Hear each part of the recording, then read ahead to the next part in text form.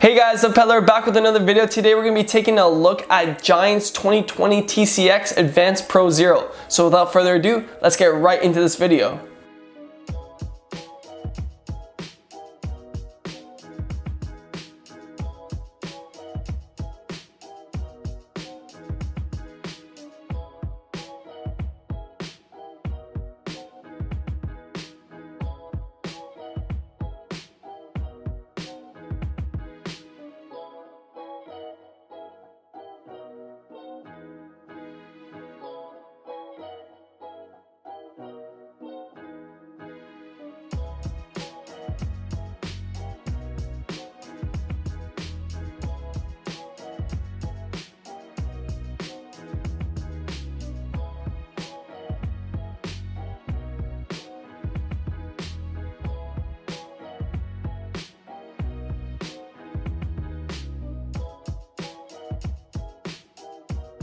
This is Giant's top-of-the-line cyclocross bike and retails for $5,400 USD. Not only is it a full-on race bike, including a carbon fiber frame and fork, but also includes Giant's own SLR1 disc wheel set.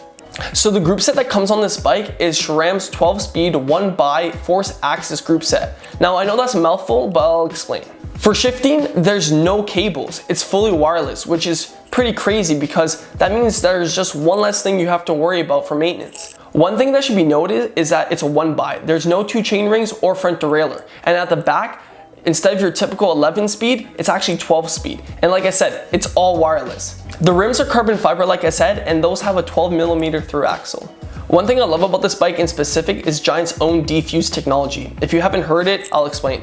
So basically what defuse does is that it allows there to be flex right where the seat post is, which will dampen the impact that you might get on your lower back or just overall ride quality and feel. So it's super important to have that in a cyclocross bike because you'll be going over bumps, you'll be going over hard terrain, and it's just one thing that you won't have to, worry about being sore over a long cyclocross race or just a ride out. One thing that should be known with the defuse technology is that it was actually first pioneered for this bike in specific. One thing I forgot to mention is that the bike comes with its own chain guide, which will ensure that the chain doesn't fall off the front chainring. The wheelset is tubeless ready, which will allow riders to not only run lower PSI, but have overall better quality of ride and also better traction for those tough, muddy courses or rides.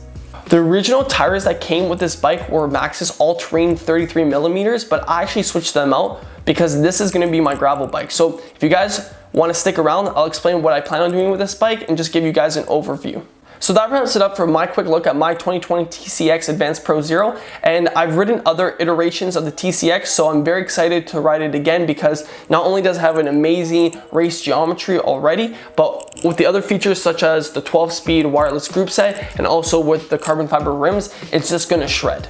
So I'm going to tell you guys my plans with this bike, and for the upcoming season I'm going to be doing gravel with it. So I'm going to do gravel rides and also gravel racing, and that's why I have Travail Cannonball 42mm tires right now on it, because you can't do gravel with anything less than, I would say, 38mm. So right now I have 42mm, which should be wide enough to be comfortable, and I'm very excited to get this on the road. And when I actually do get it on the road, I will make some videos giving you guys my feels of how good of a gravel bike this can be. And you might be asking, why did I go with a cyclocross bike for gravel riding? And the simple answer is I actually plan to do both. So, for summer, I want to do a lot of gravel events, gravel grinders, and then come fall time, I actually want to move into cyclocross and ride cyclocross with this. And like I said, I've ridden the TCX for cyclocross in the past, and I actually liked the frame. It was not bad. And just for gravel, the one thing I realized from this and other gravel bikes, I won't name any specific, but a lot of the gravel bikes, in my opinion, feel a little bit more endurance, endurance geometry, where for me, since I'm used to, a snappy race bike for road, I kind of didn't want to sacrifice that race-like feel, especially if I do get into gravel races. I'm willing to, tweak my position around to get it comfortable where I don't want the frame to feel sluggish. And just as as a rider, that's how I feel towards, you know, the feel of the bike. So this one has a very snappy feel, and I feel like with my continuous tweaks and getting my position right on the bike, even though it's a little bit more aggressive for cyclocross, that's what it's designed for, I will make it very suitable for my gravel racing and gravel riding, you know, specifics on how I ride. So if you guys are looking forward to that, please subscribe, drop a like. More videos coming as the season approaches, and I will be looking at this even in more depth once we get on some nice gravel roads and some nice trails. That about wraps it up for this video, and until the next one, keep on pedaling.